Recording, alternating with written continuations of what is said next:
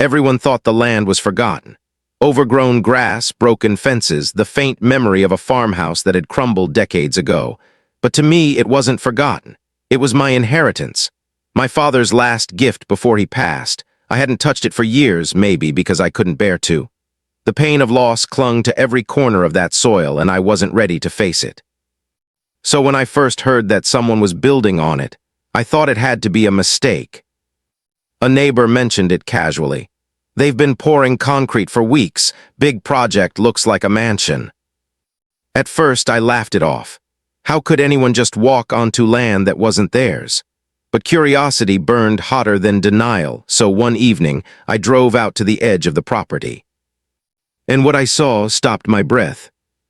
Steel frames rose into the sky like bones of a giant. Workers hammered, shouted, carried loads of stone. Trucks rolled in with tiles, marble, wood. In the middle of it all stood a woman, poised, commanding, as if every brick belonged to her dream. She didn't look like a thief. She looked like an architect of destiny. I sat there in my car, fingers gripping the wheel, torn between rage and awe. How could she build something so magnificent on land that wasn't hers? And why? Why did I feel something inside me stir, not anger, but a strange kind of reverence? I didn't confront her, not that night. Instead, I drove home in silence, haunted by the image of a villa rising from the ruins of my grief. Days turned into weeks, and the villa grew taller, grander. Columns carved like ancient temples, glass windows that reflected the sunset like fire. Neighbors whispered about her, calling her ambitious, daring, unstoppable. They said she was pouring millions into it. $6 million by some estimates. And every night I asked myself the same question. Do I stop her now, or do I wait? The truth is, I wasn't ready to reclaim it. That land was my father. But I had buried it deep inside my heart, locked away with all the pain of losing him. To face it now would mean opening wounds I had kept closed for years. But there she was, giving life to it again. It felt like watching someone breathe air into a ghost I couldn't touch. Still, the fear gnawed at me. What if I waited too long? What if she finished it, moved in, claimed it for herself? Would I lose everything my father left me? Or would I finally see what destiny had been planning all along? I didn't know the answers, but I knew this. Sometimes silence is more powerful than action. So I stayed silent. The villa became a spectacle. People stopped their cars just to stare. Workers spoke of chandeliers arriving from Italy, stone imported from Greece, wood polished in France. Every piece of it screamed perfection, as if she wasn't just building a house, but carving a legacy. And every night I returned, parking at the edge, hidden by shadows, watching her. I watched the way she studied the blueprints with fire in her eyes. I watched how she directed the workers, not with cruelty, but with determination. I watched her walk barefoot on the half-finished marble floors, as if she already lived there, as if she already belonged. And in those moments, something unexpected grew inside me, not resentment, but respect. She was fighting for a dream built on land she didn't know was mine. But dreams are fragile things. They can collapse under the weight of truth. I knew one day I would step forward. One day I would have to claim what was mine. But I also knew this. If I stopped her now, all that beauty, all that fire would turn to ash. And maybe, just maybe, the land needed her before it needed me. So I let her build. Every hammer strike, every stone laid, every drop of sweat shed on that soil, it felt like my father's spirit was watching, too. And for the first time in years, I didn't feel alone. But deep down, I also knew this. When the day came, when the villa finally stood in its full glory, the truth would land like thunder. And she would look at me not as a stranger, but as the storm that had always been waiting. Everyone said she was untouchable. The woman with fire in her veins, the one who commanded men twice her age with a single glance. They called her fearless, ruthless, brilliant. But no one knew the secret I carried in silence, that the ground beneath her empire was never hers. And that one day, everything she had built would belong to me. Still, I couldn't stop watching her. It was like staring into a storm you knew could destroy you, yet couldn't turn away from. She moved across the construction site with the grace of someone who had fought for every inch of her life. I could see it in the way she never rested, the way she never doubted. This wasn't just about walls and marble. This was her battle cry. And sometimes I wondered if she even knew she was building on borrowed earth, or if she believed fate itself had chosen her. I started noticing the little things, the way she would linger after the workers left, standing alone beneath the skeleton of chandeliers not yet hung. The way she touched the stone columns as if they were alive, as if they were her companions in some silent war. There were nights she sat on the unfinished balcony, staring into the distance, her face lit by the half-moon. What was she thinking in those moments? Victory? Fear? Or was she, too, haunted by ghosts no one else could see? I told myself not to care, that I was just a shadow watching a stranger build a castle on my inheritance. But the truth is, the more I watched, the less she felt like a stranger. And that scared me more than anything. Because how do you take back what is yours, when you've already begun to admire the thief? The villa grew like a living thing. First the marble floors, polished until they shimmered like water. Then the grand staircase, twisting upward like it was reaching for heaven itself.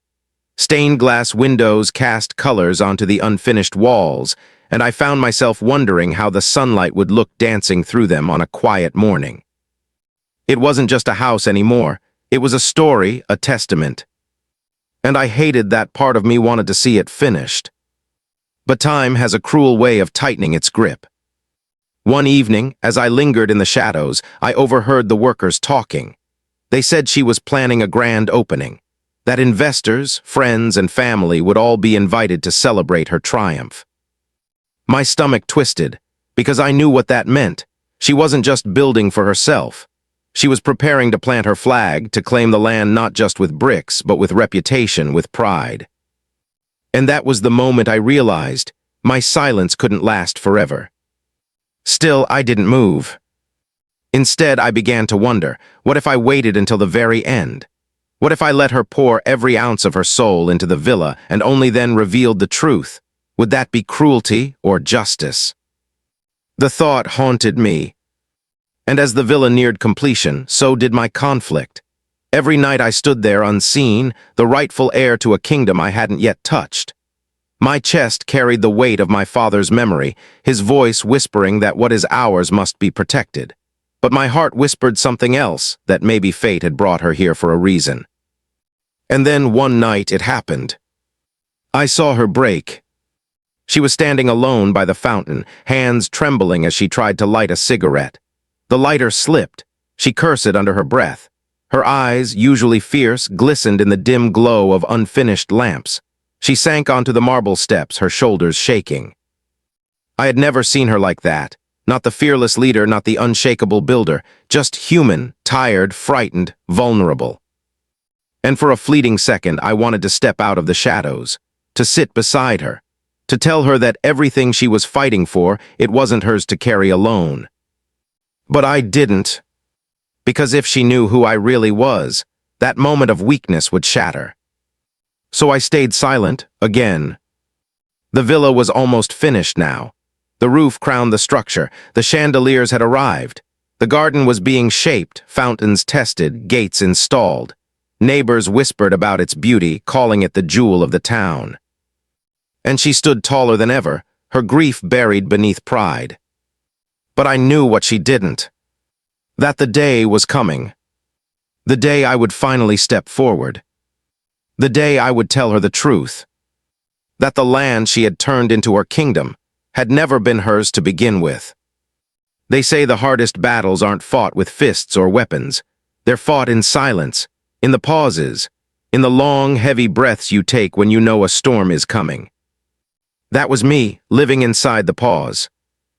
Every night I drove to the edge of that villa, parking beneath the shadows of oak trees that had stood there longer than either of us. I told myself I was only there to watch, to remind myself that this land was mine, that one day I would reclaim it. But deep down, I knew I was waiting for something else. For her. And then it happened, the first time our eyes met. It was late, the workers had left. She stood on the half-finished balcony, surveying the land like a queen guarding her empire. I thought I was hidden well enough, crouched near the old fence line, but something made her look down. Her gaze cut through the darkness like a blade straight into mine. For a second I froze. I felt exposed, naked, as if the earth itself had betrayed me. Her head tilted just slightly, as though she were trying to understand who I was. And then she smiled. Not the smile of someone who knew she was trespassing. Not even the smile of someone who recognized me. It was the kind of smile you give to a stranger when you're too tired to question their presence. A smile that says, "I see you, but I'm too weary to chase answers tonight." And just like that, she turned away. The moment should have been small, forgettable, but for me it was. It was the beginning of something neither of us understood. From that night on, her presence haunted me differently. She wasn't just the woman stealing my land. She was flesh and blood, laughter and sorrow, someone who carried the weight of her own secrets. And that made what I had to do infinitely harder. Because how do you destroy someone's dream when you've already seen the cracks in their armor? Still, time kept moving. The villa neared its final stage. White walls gleamed under the sun. Gardens bloomed where there had once been thorns. A fountain sang where silence used to echo. And with every new detail, my resolve weakened. Until one afternoon, fate gave me no choice. I was standing near the entrance gates, hidden behind a wall of ivy. She arrived in her car, stepping out with a folder tucked under her arm. The workers greeted her, but I could tell she wasn't listening. She seemed distracted, her movements sharp, her brows furrowed. She walked to the fountain, placed the folder on the stone edge, and pressed her palms against her face. For a moment I thought she was crying, but then she exhaled, long and sharp, and pulled out a stack of papers. Blueprints, contracts, receipts. She tossed them into the air as if they were useless. They scattered like birds, some falling into the water, others across the gravel. Her voice cracked as she muttered something I couldn't fully hear, but I caught fragments. Not enough, too much debt, they'll never understand. My chest tightened. She wasn't just building a villa, she was sacrificing for it, drowning for it. And that was the moment I stepped forward. It wasn't dramatic. No grand announcement, no thunder striking behind me, just footsteps on gravel. She froze, her shoulders tensing before she turned around. Her eyes locked on mine again, but this time we weren't strangers. Not anymore. "Who are you?" she asked. Her voice was steady, but I heard the tremor beneath it. I swallowed hard. I could have said my name. I could have told her everything right then and there. But the truth stuck in my throat like glass. Instead, I said the only thing my heart allowed.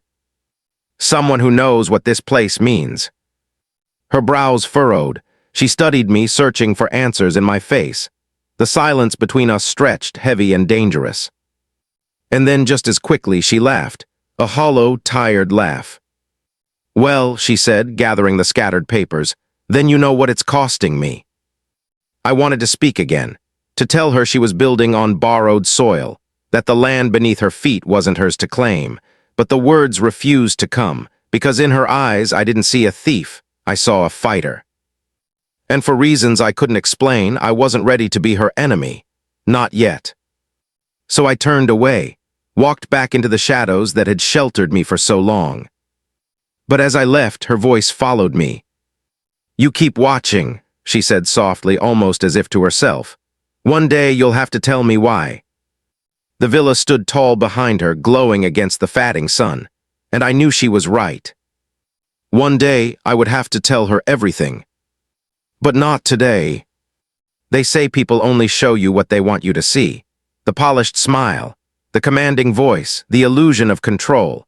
But late at night, when no one's watching, the mask always slips. That's when I saw her truth.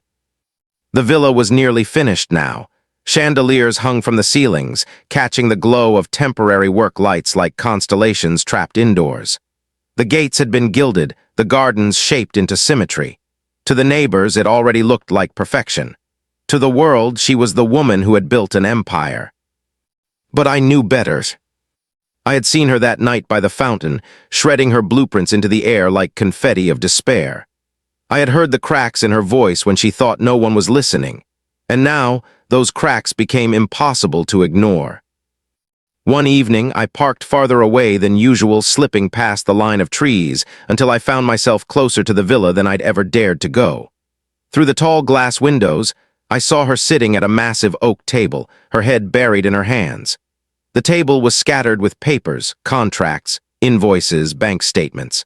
The kind of numbers that either crown you or crush you. Her phone buzzed. She snatched it up. Her voice was low, urgent. "I told you I just need more time. Yes, I understand the risk. No, I can't pull out now. Not when I'm this close." A pause, her hand tightened on the phone. "You don't understand," she whispered. "This villa is all I have left." She ended the call and let the phone slip from her fingers.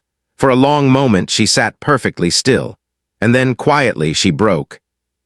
Her shoulders shook, silent sobs pressed against her palms. "I should have left. I should have turned back before I saw more than I had the right to, but I couldn't. Because in that moment she wasn't the ruthless builder everyone admired. She was just human. A woman drowning in her own ambition, clinging to a dream that threatened to destroy her. And I realized something terrifying. The villa wasn't stealing from me, it was stealing from her. The marble, the glass, the fountains, they weren't luxuries. They were chains. Every new stone laid was another debt on her shoulders, another piece of herself sacrificed to keep the dream alive. She wasn't a thief. She was a prisoner of her own fire. That night, I drove home with a storm in my chest. I remembered my father's voice, steady and firm. "What is yours must be protected." He had said those words the day he signed the land into my name. Back then, I thought protecting it meant holding onto it at all costs. That inheritance was a fortress, and I was its guard. But now, I wondered if protecting it meant something else. Maybe it wasn't just about taking back what was mine. Maybe it was about understanding why fate had allowed her to walk into it first. Still, the fear never left me. The fear that one day soon, she would finish it all, hold a grand celebration, and plant her name so deeply into the soil that no one would ever believe it wasn't hers. And when that day came, my silence would no longer protect either of us. The next week I saw her again, but this time she wasn't alone. A man in a dark suit stood beside her, papers in his hands. He spoke sharply, his gestures tight, impatient. She nodded along, her face pale, her hands gripping the edge of the fountain like it was the only thing keeping her upright. When he left, she didn't move for a long time. She just stood there, staring at the water, her reflection trembling with every ripple.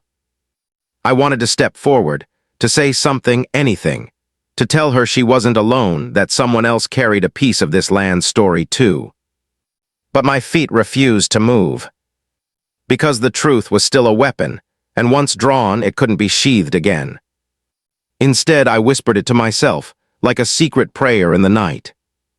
This land is mine, but maybe it was always meant to break us both before it healed either of us. The villa loomed behind her, brighter, grander, more complete than ever. And I knew with every beat of my heart that the moment of collision was coming. She thought she was fighting to save her dream. But soon, she would learn she was standing on mine. And when that truth fell, it would shake us both to the core. Everyone thought she had won. The villa was finished. Its gates gleamed like the entrance to paradise. Its fountains whispered music into the air. Its gardens bloomed as though the earth itself had been waiting for her touch. Neighbors gathered outside just to glimpse it, to take photos, to whisper her name like she was some kind of legend. And then came the night of the celebration. Cars lined the road, spilling light into the dark. Music drifted out from the villa, soft, elegant, triumphant. Guests in silk dresses and black suits toasted to her brilliance.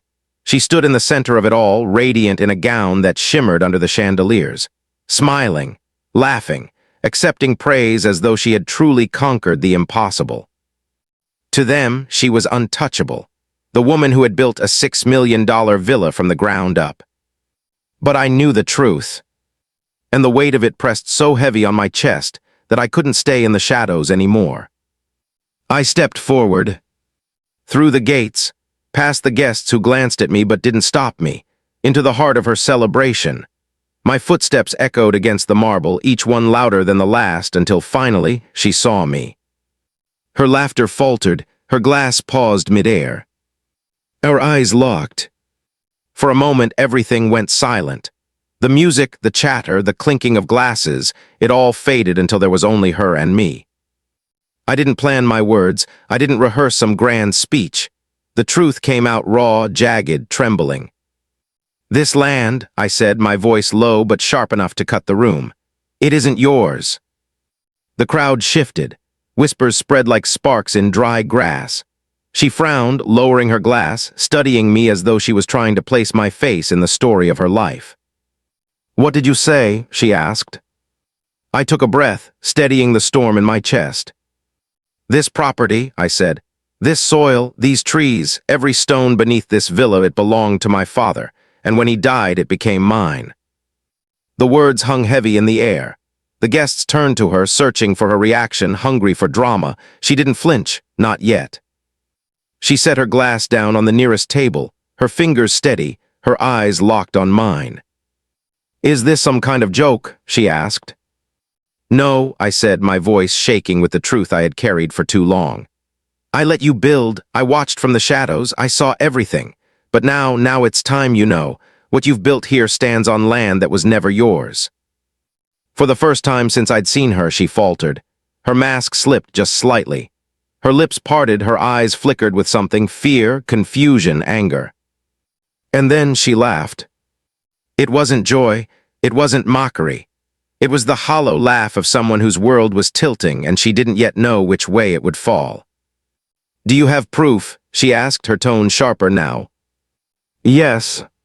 The word fell from my mouth like a stone. I could feel my father's name etched into the title deed folded in my pocket. The paper I had carried for months, waiting for this moment. Her guests began to murmur louder, their champagne suddenly tasting bitter in their mouths. She raised her hand, silencing them, her gaze never leaving mine. "Then why now?" she asked, her voice low, almost trembling. "Why wait until everything is done, until I've given years, blood, and everything I own to this?" Her words stabbed deeper than I expected, because I had no simple answer, only the truth. "Because I wasn't ready," I said.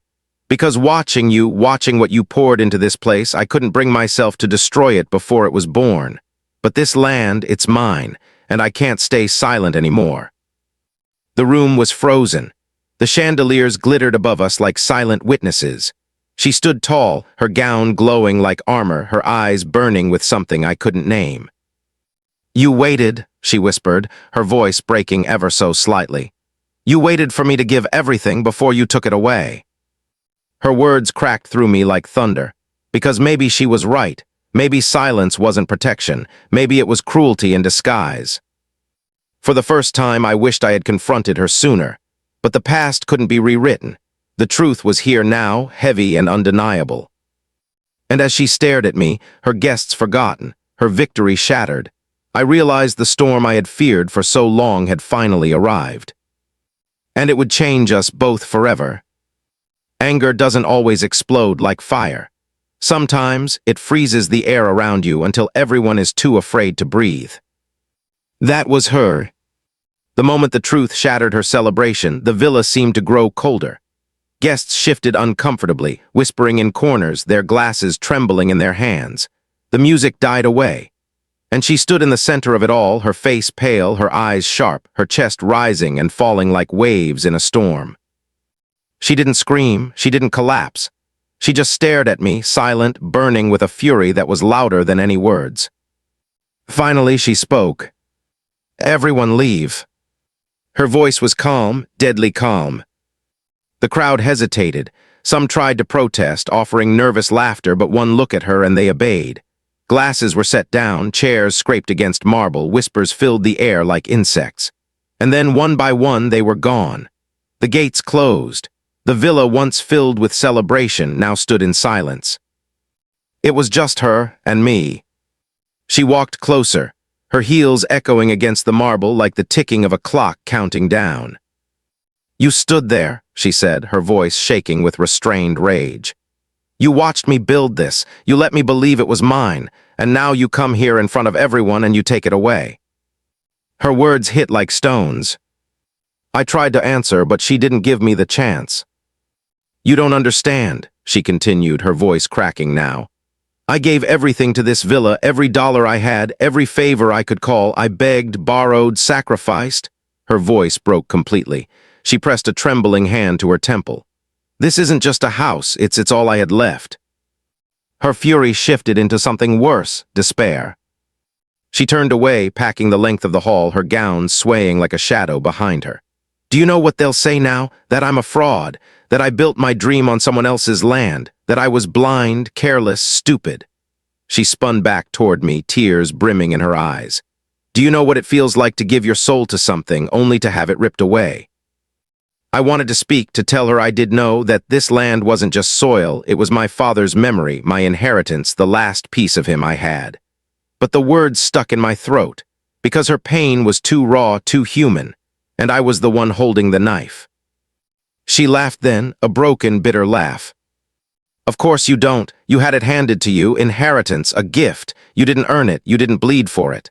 Her voice rose now, trembling with rage. I built this with my own hands, and you think a piece of paper makes you the rightful owner. Her words cut deeper than she knew. Because she was right, I hadn't fought for it. I hadn't lifted a single brick, poured a single drop of sweat. I had just waited in silence while she broke herself to make something beautiful. And yet the land was mine. That truth didn't change. Her tears finally spilled, streaking down her face. She pressed both hands against the marble pillar, as if the villa itself could hold her upright. I can't lose this, she whispered. Not now, not after everything. Her voice was so fragile, so desperate, it didn't sound like her anymore. And for the first time, I felt something inside me fracture. Because this wasn't just about land, or inheritance, or rights. It was about two lives colliding in the way possible, her dream, my legacy, both standing on the same ground, tearing each other apart. The silence that followed was unbearable. Finally, I stepped closer, my voice low, trembling. I didn't want to hurt you, I didn't want to wait until now, but I couldn't take it away before it was finished. I could. I trailed off, searching for the right words. I let you build because I needed to see it come alive again, for him, for my father. I thought maybe it was meant to be this way. Her eyes met mine, glassy and broken. Meant to be, she whispered, almost mocking. Meant to destroy me. I had no answer, only the truth neither of us wanted to face, that sometimes fate isn't merciful. Sometimes it gives two people the same dream and forces them to fight over who gets to keep it. She turned away again, her shoulders heavy, her voice a whisper swallowed by the vast marble halls. I can't let this go, I won't. And in that moment I realized this wasn't over, not even close. The villa was finished, yes, but the battle for its soul had only just begun. The villa no longer felt alive. The laughter that once echoed through its halls was gone, replaced by silence heavy enough to crush the air. She stopped hosting gatherings, stopped smiling at the neighbors who slowed their cars to stare. Curtains stayed drawn. Lights flickered late into the night. And then came the lawyers. I should have expected it. When truth collides with pride, silence is never enough. The first letter arrived at my doorstep in a cream envelope, the ink sharp and official. Dispute of ownership, the heading read. She wasn't going to surrender, not quietly, not at all. I held the paper in my hands, and for the first time since my father's death, I felt the weight of the law pressing against my chest. What had begun as silence, shadows, and stolen glances had now become something far more dangerous. A war. Her lawyers were relentless. They dug into every detail, questioned the inheritance, demanded documents that had been folded away for years. Every time I opened another letter, my father's name stared back at me, dragged into the battlefield of our conflict. And yet I didn't hate her. Because behind every cold signature I knew her face. I knew the desperation in her eyes, the tears she thought no one saw. I knew this fight wasn't just legal for her. It was survival. She fought like someone with nothing left to lose. And in a way, she was right. The nights became unbearable. I lay awake staring at the ceiling, my father's voice echoing in my head. Protect what is yours. But each time I repeated those words, they twisted into something cruel. because protecting it meant destroying her. And I didn't know if I could live with that.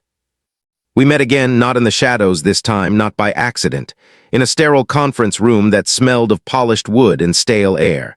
She sat across from me, flanked by her attorneys, her face carved into stone. No gowns, no chandeliers, just her, raw, defiant. She didn't look at me at first.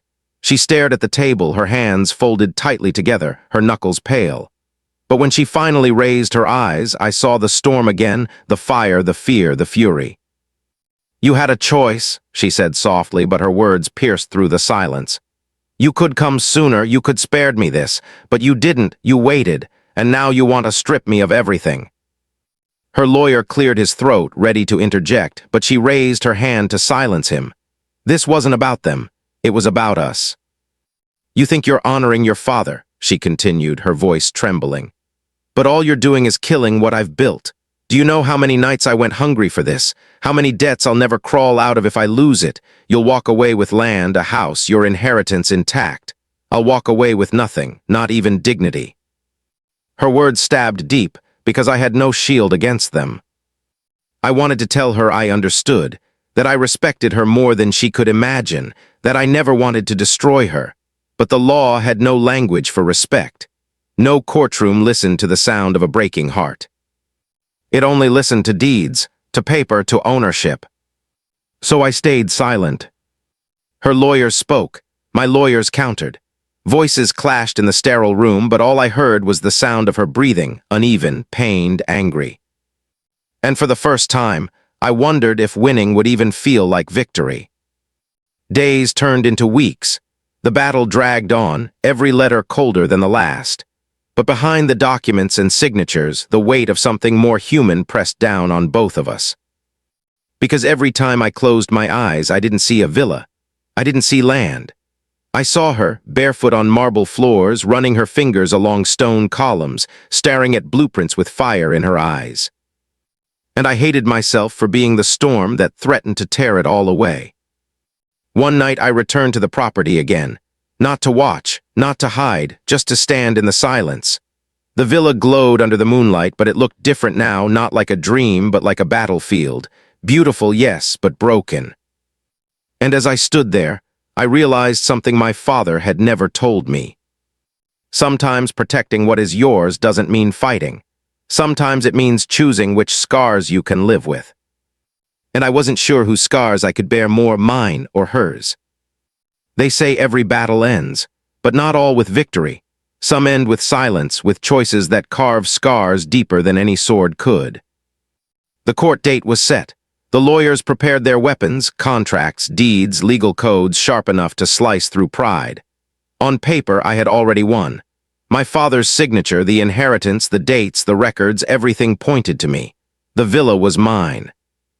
But the closer the day came, the heavier the truth felt. Winning meant watching her lose everything. Not just a building, not just money, her dignity, her dream. The thing that had kept her alive when the rest of the world had left her behind. The night before the hearing, I couldn't sleep. I drove out to the villa one last time, the place where it all began. She was there, alone, standing by the fountain, the same spot where I'd first seen her break. The water rippled under the moonlight, casting shadows on her face. She didn't look surprised to see me, almost as if she had been waiting. "You're going to win tomorrow," she said quietly, her voice hoarse. "I've read the papers, I've heard the lawyers, it's yours." Her words should have filled me with relief, but instead they hollowed me out. "I never wanted to destroy you," I whispered. She laughed bitterly, her eyes shining with tears. "But you did. You waited until I gave everything, and now there's nothing left for me." The silence between us was unbearable. I wanted to reach out, to touch her hand, to promise that it didn't have to end like this. But promises mean nothing when paper has already decided the outcome. She turned away, staring at the villa. "You know, I used to believe if I built something beautiful enough, it would save me. That walls and chandeliers could shield me from the failures of my past. That people would look at me differently. That I would look at myself differently." She shook her head. But maybe beauty built on broken ground was doomed from the start. Her words carved into me, because she was right, and suddenly I realized something I hadn't before. The villa wasn't mine to save. It wasn't hers to lose. It was only a house. The real battle wasn't in the marble or the stone. It was in us, in what we chose to carry forward and what we chose to let go. I took a breath, my decision heavy but clear. "Keep it," I said. Her head snapped toward me, disbelief flashing in her eyes. "What?" "Keep the villa, live in it, own it. Make it yours," I said, my voice steadier now. "The land may have been my inheritance, but the dream was yours, and I can't take that away." Tears spilled down her cheeks. She shook her head as if refusing to believe me. Why would you give up everything?" I swallowed hard, my father's voice echoing in my mind. "Protect what is yours." Maybe he had meant the land. Maybe he had meant the family name. But standing there in the moonlight, I realized something he hadn't said. Sometimes what is yours isn't soil or stone. Sometimes it's the choice to let go. "Because," I said softly, "not all legacies are meant to be claimed. Some are meant to be shared or surrendered. And I'd rather live with the scar of losing than with the guilt of destroying you." She covered her mouth with her hand, sobs breaking free. For the first time since I'd known her, she didn't look like a fighter or a queen or a thief. She looked like someone set free. The fountain sang between us. The villa stood tall, a monument to both our pain and our resilience. And in that moment it no longer felt like mine or hers. It simply was. The next morning the courtroom was silent. My lawyer presented the deed, the inheritance, the proof of ownership. All eyes turned to me, waiting for the inevitable claim. But instead I stood. "I relinquish it," I said. "The land, the villa, everything, it's hers." Gasps rippled through the room. My lawyer protested, the judge raised a brow, but I didn't falter, because for the first time I felt peace. And when I looked across the room, her eyes met mine, shining with disbelief, gratitude, and something unspoken. Sometimes dignity doesn't look like pride. Sometimes it looks like sacrifice. And as I walked out of that courtroom, the weight lifted from my chest. I realized my father's gift hadn't been the land at all. It had been the strength to decide what mattered more, possession or humanity. I chose humanity. And for the first time, I felt free.